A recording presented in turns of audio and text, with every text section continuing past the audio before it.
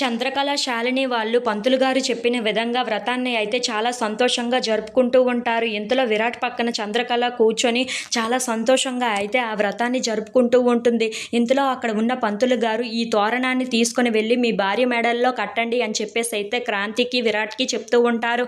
ఆ మాటలు వినగానే అక్కడ ఉన్న క్రాంతి, విరాట్ వాళ్ళు అయితే ఆ తోరణాన్ని తీసుకొని చంద్రకళ మెడలో అలాగే శాలిని మెడలో అయితే కడుతూ ఉంటారు. అది చూసి అక్కడ ఉన్న విరాట్ వాళ్ళ అమ్మ అయితే చాలా సంతోషిస్తూ ఉంటుంది.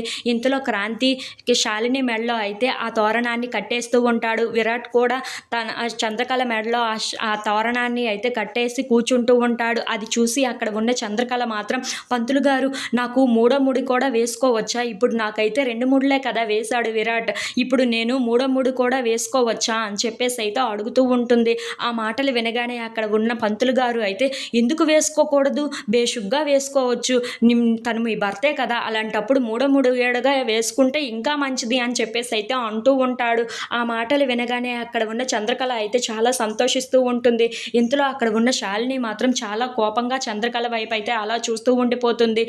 అది చూసి అక్కడ ఉన్న చంద్రకళ అయితే బావా నువ్వు నాకు మూడో ముడి కూడా వెయ్యి బావా అని చెప్పేసి అయితే అంటూ ఉంటుంది. ఆ మాటలు వినగానే అక్కడ ఉన్న విరాట్ అయితే పంతులు గారు చెప్పారు కదా సరేనని చెప్పి చంద్రకళకి మూడో ముడి కూడా వేస్తూ చాలా సంతోషిస్తూ ఉంటాడు.